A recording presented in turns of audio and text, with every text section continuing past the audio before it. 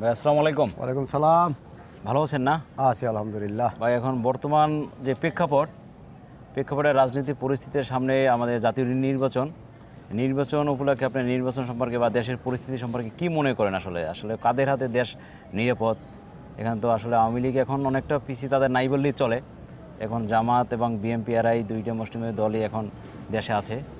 কাদের কাছে আসলে দেশ নিরাপদ বা কিভাবে কি চালালে দেশ আমাদের সেফভাবে আমরা দেশ উন্নয়নের দিকে নিয়ে যেতে পারবো? আপনার কি মতামত?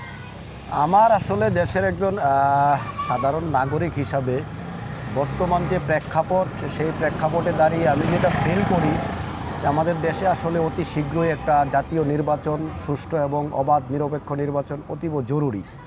যেটা আমাদের আসলে আরও আগে হইলে আমাদের জন্য ভালো হইতো। আমাদের ইদানিং কিছু উদ্ভট পরিস্থিতি যেটা দেখা যাচ্ছে, সেটা নির্বাচনটা যদি আরও কয়েক মাস আগে হইতো আমাদের জন্য ভালো হতো। তো যাই হোক, সেটা যেহেতু আমাদের একটা ফাইনাল নির্বাচনের একটা ডেডলাইন আমরা পেয়ে গেছি, যে সেটা আগামী 2026 সালের 12ই ফেব্রুয়ারির নির্বাচন। আমরা চাই সেই নির্বাচনটা অবাধ, সুষ্ঠু এবং নিরপেক্ষ হোক।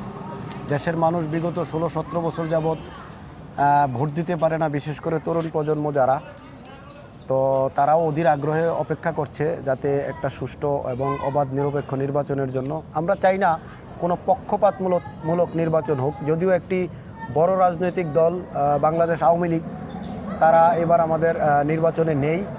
তো আসলে সেটাও আমাদের জন্য একটা বড় গণতন্ত্রের স্বার্থে তাদেরকেও প্রয়োজন ছিল।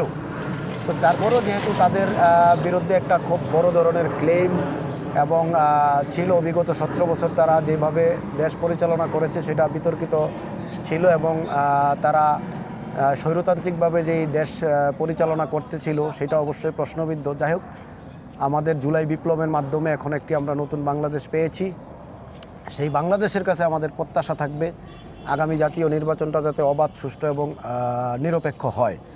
তো সেই দিক দিয়ে বিবেচনা করলে, যদিও আওয়ামী লীগ থাকলে ভালো হইতো, আমরা চাই আমাদের আগামী নির্বাচনে আওয়ামী লীগ থাকুক, এবং সেটা হতে হবে রিফর্ম আওয়ামী লীগ।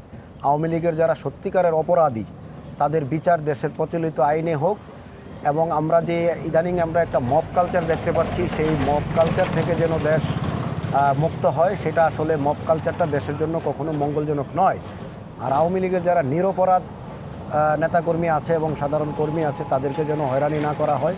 যারা সত্যিকার অর্থে অপরাধী, তাদের যেন বিচার করা হয়। নিরপরাধ মানুষ যেন সেই মামলার হয়রানির শিকার না হয়, সেটাই আমি প্রত্যাশা করি।